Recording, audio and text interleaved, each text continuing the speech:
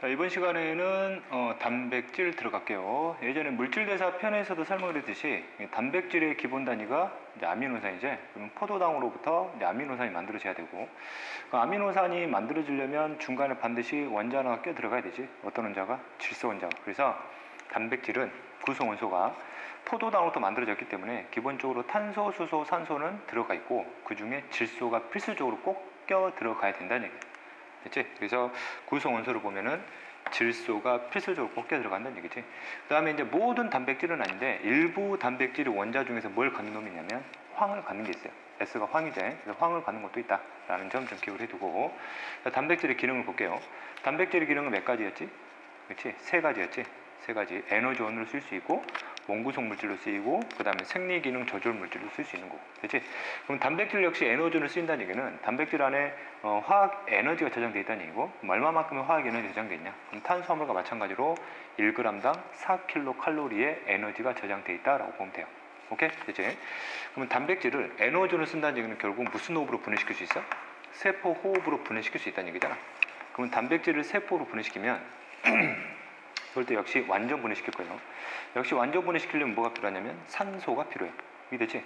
그래서 모든 3대 영양소를 세포업을 시킬 때는 이걸 완전 분해시켰다는 뜻은 이것들의 최초의 재료였던 이산화탄소와 물로 다시 보내겠다는 얘기야. 이런 식으로. 그래서 완전 분해시키면 기본 재료인 이산화탄소하고 물이 나오게 되고, 단백질에 저장됐던 화학에너지 당연히 어디다가 나눠서 담아요? 그렇지? ATP에다 나눠서 담겠지. 그지?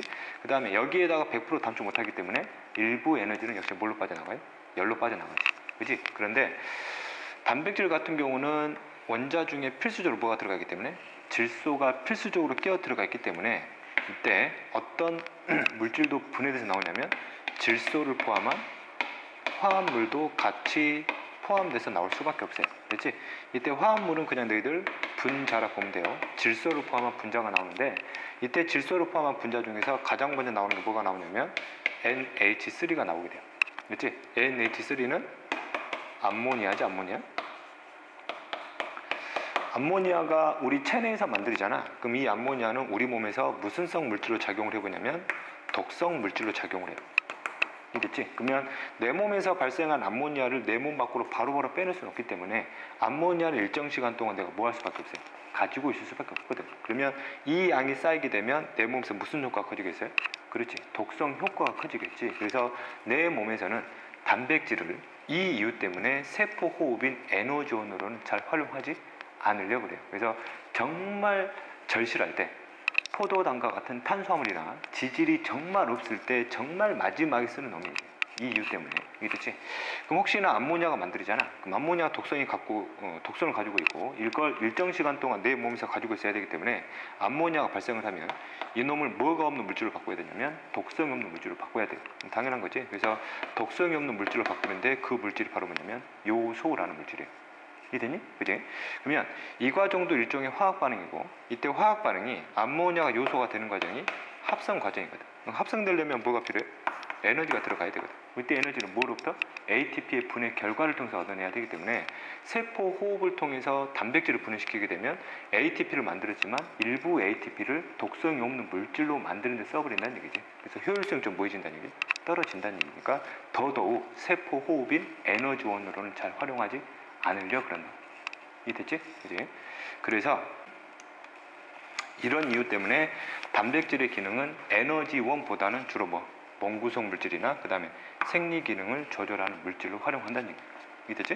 이때 이제 원구성 물질로 쓰인다는 얘기는 가장 대표적으로 세포막 구성 성분이었지. 세포막 구성 성분의 주성분은 인지질이었고, 인지질 사이사이에 바로 단백질이 밖에 들어가기 때문에 그렇게 이제 표현했던 거고, 그 다음에 생리 기능에 조절하는 물질로 가장 대표적인 애가 있지. 물질 대사의 촉매로서의 역할을 하는 효소가 바로 대표적인 단백질의 종류고, 그렇지? 그 다음에 반응기한테 명령을 내릴 수 있는 호르몬들도 마찬가지로 대표적인 단백질 종류였고, 자, 그 다음에 3단원 때 배우는 내용이긴 한데 내 몸을 지켜주는 단백질이 있어요. 그걸 이제 보통 방어 단백질이라 표현하는데 내 몸을 지켜주는 단백질을 뭐라 부르냐면 항체라 불러요. 항체. 이해됐지? 그지? 그다음 항체뿐만 아니라 세포들은 세포들 나름대로의 신분증 역할을 하는 단백질이 있거든. 신분증 역할을 하는 단백질들. 그래서 그런 단백질을 뭐라 부르냐면 항원이라 불러요. 이해됐지? 이거 외에도 내 몸에서 기능을 수행하는 단백질의 종류들이 엄청나게 많아요. 오케이? 그치? 그래서 그 흐름 보면 되는 거고, 일단 1단원이기 때문에 기본적으로 효소, 호르몬, 항체, 항원은 주성분이 뭐라는 거? 그렇지. 단백질이라는 걸 일단 기본적으로 잡고 가야 돼요. 오케이? 그치? 자, 그 다음 단백질의 이제 종류 들어가 볼게요.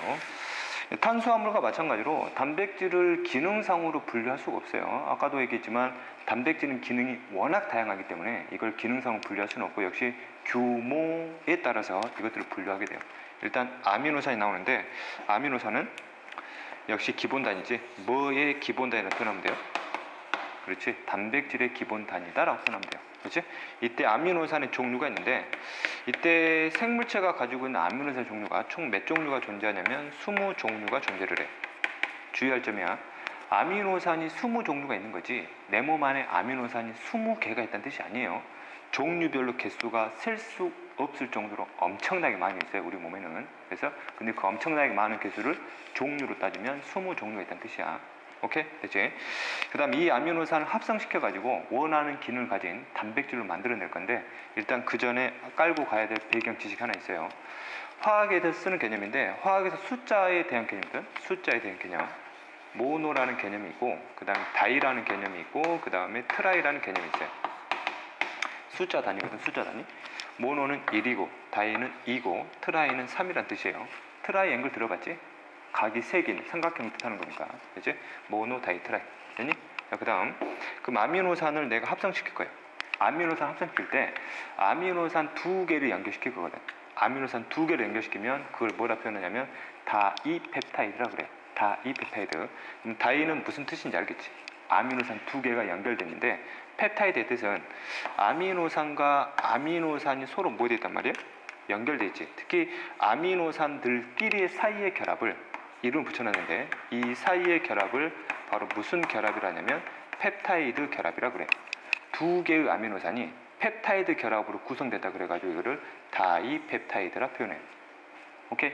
이제 자, 그 다음 여기에다가 아미노산을 또 하나 연결시킬 거예요. 또 하나 연결시키게 되면 아미노산이 몇 개 연결되는 거야? 3개 연결되는 거잖아. 그런 걸 뭐라 표현하냐면 트라이펩타이드라고 그래요. 그럼 트라이펩타이드는 아미노산이 몇 개가? 3개가 무슨 결합으로? 펩타이드 결합으로 연결됐구나라고 보면 되는 거지. 이해됐지? 그러면 다이펩타이드는 펩타이드 결합수가 몇 개야? 하나잖아. 그럼 트라이펩타이드는 펩타이드 결합수가 2개거든. 그렇지? 그러면 100개로 연결된 펩타이드가 있대요. 그럼 100개로 연결된 펩타이드면 그 안에 펩타이드 결합수가 몇 개 있겠어? 그렇지. 99개 있겠지. 그지? 자, 그 다음 여기다가 아미노산들을 여러 개 연결시킬 거예요. 여러 개 연결시키면 그걸 우리가 폴리펩타이드라고 그래요. 보통 아미노산이 10개 이상 연결되어 있는 구조를 우리가 폴리펩타이드라고 그러고, 폴리펩타이드에다가 또 아미노산을 엄청나게 연결시켜버리게 되면 그걸 우리가 뭐라 표현하냐면 단백질이다 라고 표현을 하게 돼요. 오케이? 이제 그 다음 그럼 단백질을 다시 분해시키게 되면 폴리펩타이드로, 폴리펩타이드를 트라이펩타이드, 트라이펩타이드에서 다이펩타이드, 다이펩타이드에서 아미노산까지 분해되는 과정이구나 라고 우리가 보면 돼요. 됐니? 자, 그 다음 아미노산의 20종류를 이제 그림으로 표현할 건데, 아까 탄수화물 중에서 포도당은 육각형이었고 리보스하고 디옥시리보스는 오각형이었잖아. 근데 얘는 20종류이기 때문에 20종류별로 구조를 정확히 다 표현하기가 어렵잖아. 그래서 아미노산을 20종류를 그림으로 표현할 때는 출제자가 다양하게 표현할 수 있어요. 됐지? 뭐 동그랗게 표현할 수도 있고, 뭐 마름모로 표현할 수도 있고, 이런 식으로 사각형으로 표현할 수도 있고, 그 다음에 삼각형으로 표현할 수도 있고, 뭐 별 모양으로 표현할 수도 있고, 이런 식으로 해서 20종류를 표현할 수 있다는 얘기예요. 이해되니? 이것을 다 쓸 수도 있고, 나는 모든 아미노산은 동그랗게 표현해야 되지? 그럼 전부 다 동그랗게 표현할 수도 있다는 얘기예요. 이해되냐? 이거는 출제자가 출제한 그림에 따라 다를 수 있다는 얘기야. 됐지? 자, 그 다음 이놈들을 연결시킨 구조예요. 2개를 연결시켰지? 뭐라 부른다고? 다이펩타이드. 이 사이의 결합 뭐라 부른다? 그렇지, 펩타이드 결합. 됐지? 그럼 아미노산 2개가 연결돼서 몇 분자의 다이펩타이드를? 한 분자의 다이펩타이드를 만들어 놓은 거죠. 됐지? 여기도 마찬가지로 이런 식으로. 그럼 그림상에 보이는 다이펩타이드가 3분자 보이지? 3분자. 그 다음 트라이펩타이드는 이렇게 3개가 연결된 거지. 3개가. 이해되니? 그치? 그럼 트라이펩타이드에서 좀 설명을 할게요. 현재 이 트라이펩타이드하고 이 트라이펩타이드의 공통점 뭐 있니? 공통점? 내가 예를 들면 마름모를 아미노산 1번이라고 그러고, 동그란 걸 아미노산 2번, 네모난 걸 아미노산 3번이라고 그럴게. 이해됐지? 얘는 몇 번이야? 1번이지. 얘는 3번이고 얘는 2번이잖아. 됐어? 그럼 이들의 공통점은 트라이펩타이드인데 트라이펩타이드로 구성된 아미노산의 종류가 정확히 똑같은 걸 구성했다는 얘기지. 그럼 어떤 차이가 보이니? 이것들의 무슨 순서가 다르냐면 연결 순서가 달라요. 연결 순서가. 봐. 동일한 종류의 아미노산으로 구성된 펩타이드라 하더라도 연결 순서가 다르지. 연결 순서가 다르면 이놈과 이놈의 성질은 완전히 달라져요. 됐어? 이게 단백질의 특징 중에 특징이야. 이해됐냐? 그러면 20종류의 아미노산을 가지고 트라이펩타이드를 만들게 되면 그럼 이런 식으로 했을 때 몇 종류의 트라이펩타이드를 만들 수 있느냐 이거지. 그치? 수학적으로 한번 경우의 수로 계산을 해볼게요. 3개를 연결시키면 되잖아. 그럼 첫 번째 아미노산이 들어올 수 있는 경우의 수가 20개 중에 하나가 들어와요. 됐어? 두 번째도 마찬가지로 몇 개 중에 하나가 20종류 중에 하나가 들어온다는 얘기지. 19개 아니야. 내 몸에는 아미노산 종류별 개수가 엄청 많아요. 그 다음에 세 번째에도 20종류 중에 한 종류가 들어오기 때문에 이런 식으로 연결 순서가 다르게 연결되게 되면 전체 몇 종류의 8,000종류의 트라이펩타이드를 만들어낼 수 있다는 얘기예요. 됐지? 기가 막히지? 그럼 폴리펩타이드잖아. 현재 인간이 가지고 있는 폴리펩타이드는 기본적으로 아미노산이 보통 50개 이상 연결되어 있어요. 그러면 아미노산 50개로 연결된 폴리펩타이드를 종류로 따지면은 몇 승? 20에 50종류를 만들어낼 수 있다는 얘기예요. 됐어? 그럼 그 이상도 있다는 얘기잖아. 그럼 단백질은 그 이상인 거지. 그럼 단백질을 이런 식으로 기능적으로 분류시키게 되면 셀 수가 없어요. 말 그대로 거의 무한대에 가까운 기능들이 나와요. 그래서 무한대에 가까운 단백질의 기능들이 있다 보니까 내 몸에서 하는 일들이 어마어마하게 많다는 얘기예요. 그래서 웬만한 생명 현상에는 무조건 다 누가 등장을 해요? 단백질은 무조건 등장할 수밖에 없어요. 기능들이 그만큼 많기 때문에. 그렇지? 그래서 아직까지도 인체 내에서 기능에 관여하는 단백질의 종류를 100% 밝히지 못했어요. 주기적으로 뉴스에서 나와요. 무슨 단백질이 밝혀졌다? 무슨 단백질이 밝혀졌다. 그렇지? 가끔 한번 들어봤을 거예요. 아직도 밝혀야 될 게 많아요. 이만큼 종류가 다양하기 때문에. 그렇지? 자, 그래서 어쨌든 그럼 단백질을 만들어내기 위해서는 아미노산들의 무슨 순서가 너무너무 중요하다는 얘기야. 그렇지? 연결 순서가 너무너무 중요하다는 얘기지. 그럼 이러한 아미노산의 연결 순서를 정해 줄 수 있는 정보가 있는데 그 정보가 바로 핵산 속에 들어가 있지. 즉 무슨 정보가? 유전 정보가 바로 아미노산의 연결 순서라는 얘기야. 예전에 설명했지만 유전 정보의 큰 기능이 뭐라고 그랬어? 형질을 결정하는 건데 좀 더 구체적으로는 단백질을 만드는 정보라고 그랬지. 그럼 단백질을 만드는 정보인데 그 단백질을 정확히 만들어내려면 뭐의 순서가 중요하다는 얘기야? DNA, 아미노산의 연결 순서가 너무너무 중요했던 거고 결국 단백질을 합성하는 정보란 뜻은 아미노산의 연결 순서에 대한 정보였구나 라고 우리가 이해하면 돼요. 이해됐지? 그치? 자, 그 다음 그럼 체내에서 기능을 수행하는 물질이 바로 단백질하고 바로 뭐가? 폴리펩타이드 수준까지 와야 우리 몸에서 기능화가 돼서 말 그대로 기능을 수행할 수 있는데 이놈들이 기능화가 되기 위해서는 즉 기능을 수행하기 위해서는 단백질은 단백질 나름대로의 고유한 무슨 구조가 꼭 만들어져야 되냐면 입체 구조가 반드시 완성이 돼야 돼요. 이게 완성이 돼야 이 입체 구조에 따른 뭘 수행할 수 있냐면 기능을 수행할 수 있어요. 이해됐지? 그럼 그 기능을 수행했을 때 그 생명체의 뭐가 나타나는 거예요? 형질이 나타나는 거지. 그렇지? 그지? 그럼 볼게요. 그럼 아미노산들을 최초에 연결시키잖아. 연결시키면 폴리펩타이드가 만들어지면 폴리펩타이드 같은 경우는 아미노산들이 일렬로 연결된 구조거든. 그렇지? 이거는 아직 입체화된 구조가 아니에요. 됐어? 그래서 이런 구조를 무슨 구조로 하냐면 선형 구조라고 해요. 선형 구조. 입체화가 되지 않았다는 얘기야. 그리고 이런 구조를 몇 차 구조로 하냐면 1차 구조다라고 표현해. 1차 구조. 그럼 이 선형 구조가 이제 서서히 무슨화가 되기 시작하냐면 입체화가 되기 시작을 해야 돼. 그럼 얘들이 입체화가 된다는 얘기는 이 선형 구조가 뭐 해야 돼? 휘어져야 된다는 얘기야. 휘어져야 돼. 그럼 휘어지는 방법이 두 가지 방법이 있는데 문제는 안 나와. 휘어지는 방법이 이런 식으로 지그재그로 휘어지거나 또는 이런 식으로 나선으로 휘어지는 이런 형태가 만들어진다는 얘기야. 이해됐지? 그지? 그래서 여기에 아미노산들이 계속 뭐 돼 있다 이렇게 연결되는 선형 구조가 이런 식으로 휘어져 가지고 전체 입체 구조화가 되기 시작한다는 얘기예요. 세부적으로 들어가게 되면 지구적으로 휘어지는 구조를 병풍 구조, 그 다음에 이렇게 휘어지는 구조를 나선 구조라고 그래요. 그래서 병풍 구조와 나선 구조 자체를 2차 구조라고 그러고 이 2차 구조가 이런 식으로 연결되면은 이거 자체를 몇 차 구조로 하냐면 3차 구조라고 해요. 그럼 3차 구조에서부터 바로 무슨 화가 됐다는 얘기야? 입체 구조가 완성됐다는 얘기야. 그럼 이때에서부터 바로 뭘 수행할 수 있어요? 기능을 수행할 수 있어요. 됐냐? 그럼 3차 구조로 만들어지는 폴리페타이드끼리 또 연결되잖아. 또 연결되게 되면 이놈이 몇 차 구조로 발전하냐면 4차 구조로 발전돼. 훨씬 다양한 입체 구조로 만들어낼 수 있다는 얘기야. 오케이?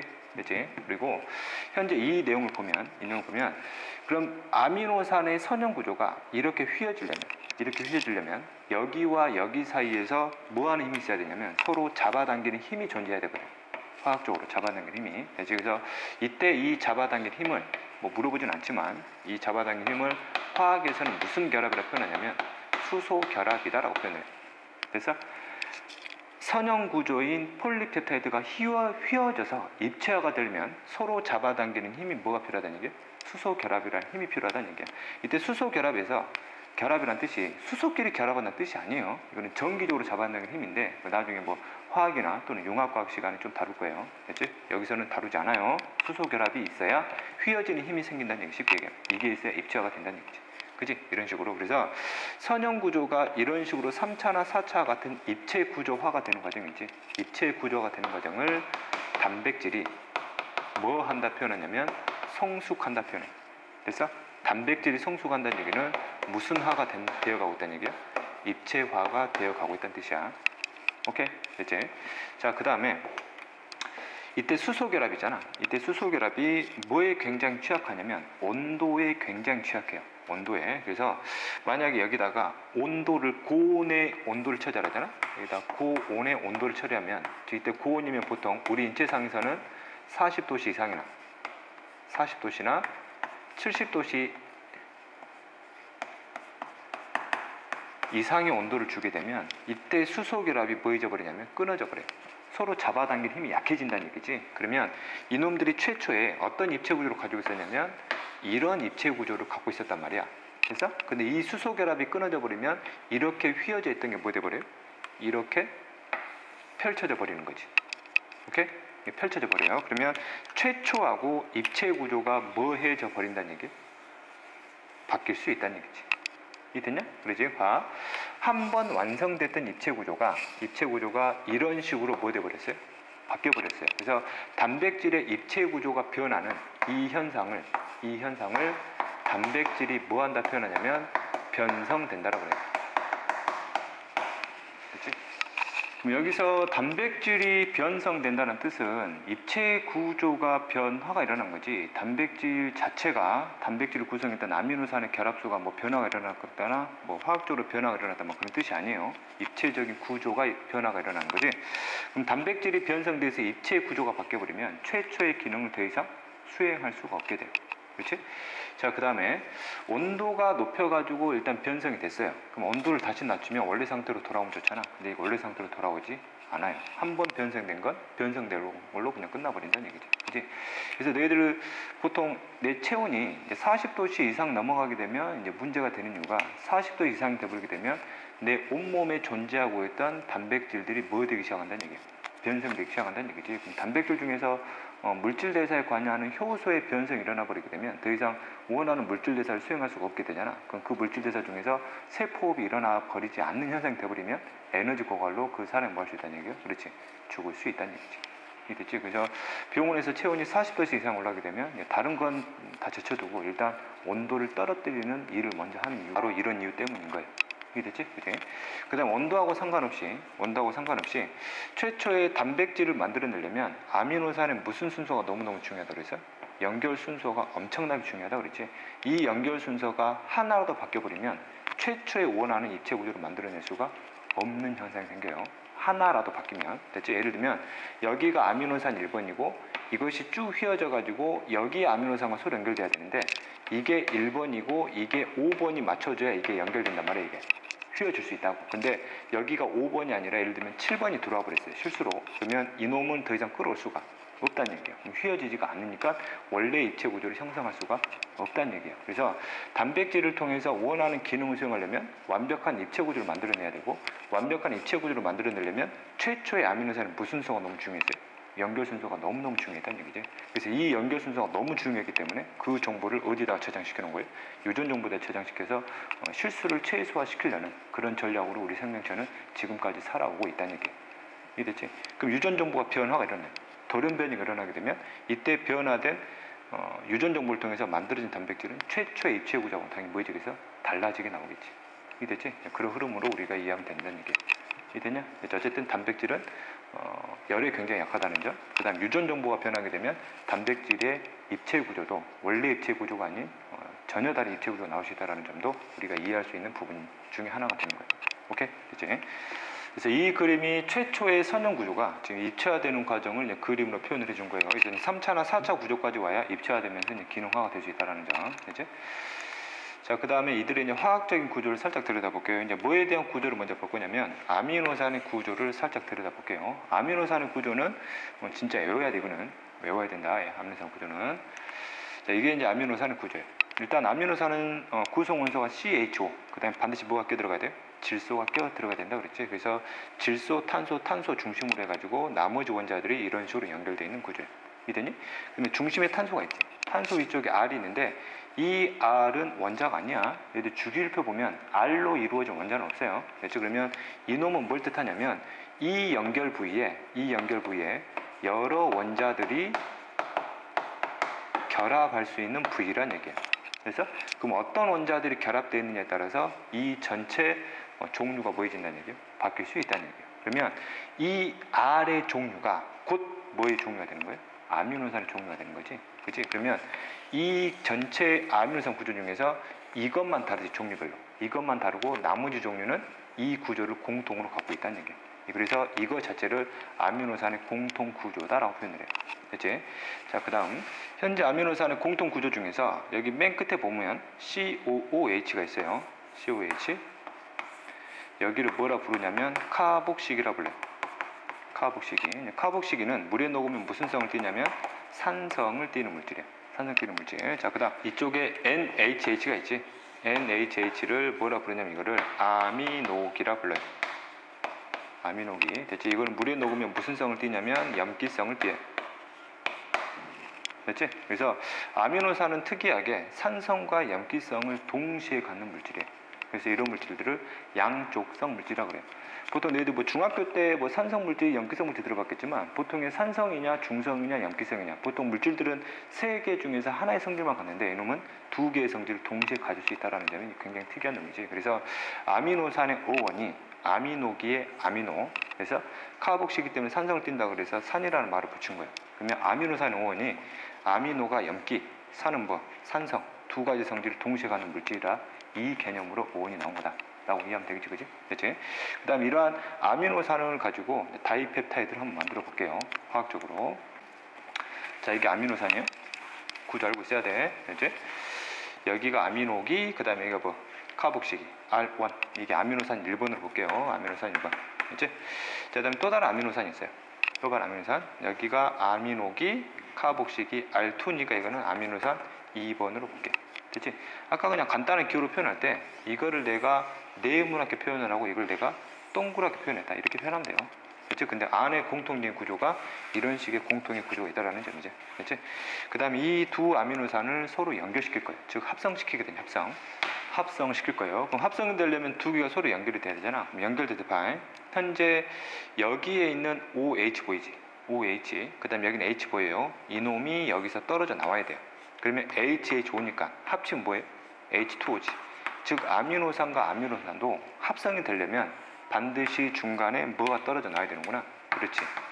물 분자가 떨어져 나오는 무슨 반응이 일어나야 돼요? 탈수 반응이 일어나야 된다는 얘기지. 됐지? 그럼 이놈들이 떨어진 그림 한번 봐볼게요. 됐어?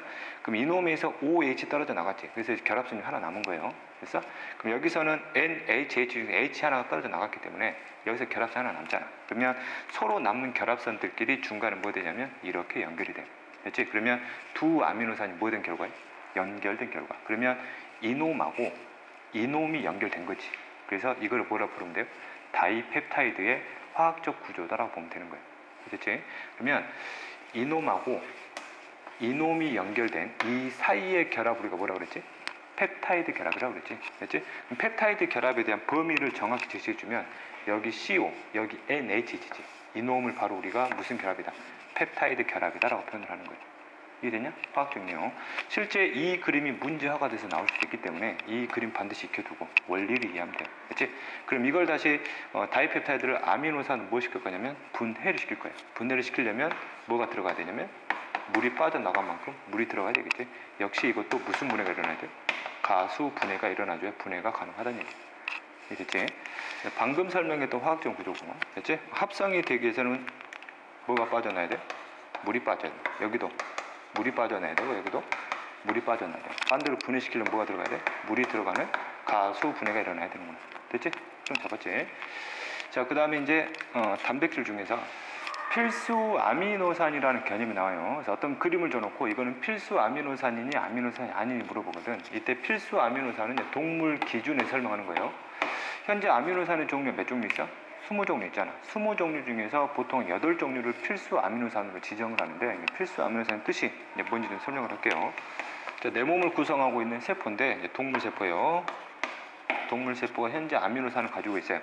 20종류가 있는데 이런 식으로 아미노산을 존재하는 과정이라 가정할게요. 근데 아미노산을 가지고 단백질을 만들다 보면 일부 아미노산들이 많이 사용될 수 있잖아. 예를 들면 여기서 아미노산 3번이 지금 부족해요. 부족하면 부족한 걸 외부에서 얻어와야 되거든. 근데 얻어올 수 없는 상황이라면 남아도는 아미노산을 가지고 아미노산 3번으로 바꿀 수 있어요. 우리 세포들은. 여기서 아미노산들끼리는 상호 뭐가 가능하냐면 전환이 가능해요. 상호 전환이. 이랬지? 이런 식으로 상호 전환이 가능한데 그림에서 보면 아미노산 1번을 가지고 3번을 만들 수 있고 3번을 가지고 4번을 만들 수 있고 4번을 가지고 3번을 만들 수 있단 말이야. 근데 이 그림상에서는 뭐를 만들어낼 수는 없냐면 아미노산 1번을 만들어낼 수 없어요. 예를 들면 3번을 갖고 1번을 만들 수는 없고 4번을 갖고 1번을 만들 수도 없고 7번을 갖고 1번을 만들 수도 없고 5번을 갖고 1번을 만들 수도 없어요. 그렇지? 그러면 다른 아미노산으로부터 전환이 불가능한 아미노산이지. 전환이 불가능한 아미노산, 이거를 바로 우리가 무슨 아미노산으로 표현하냐면 필수 아미노산이다라고 표현을 해요.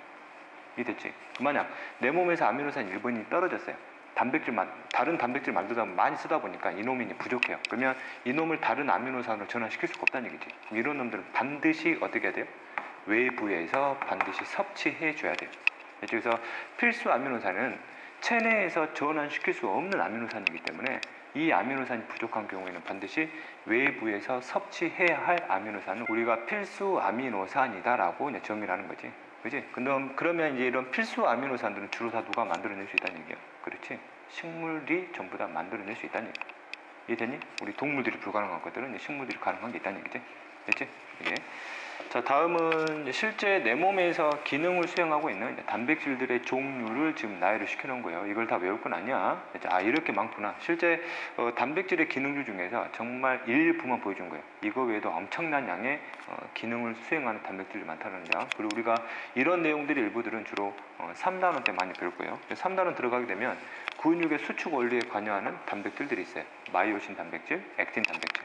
그 다음에 3단원 들어가면 소화 과정 다룰 건데 소화 과정에 필요한 효소들이 바로 소화 효소들이 있잖아. 소화 효소들에 대한 종류별 기능들을 다루게 될 것이고, 그 다음에 헤모글로빈이 있어요.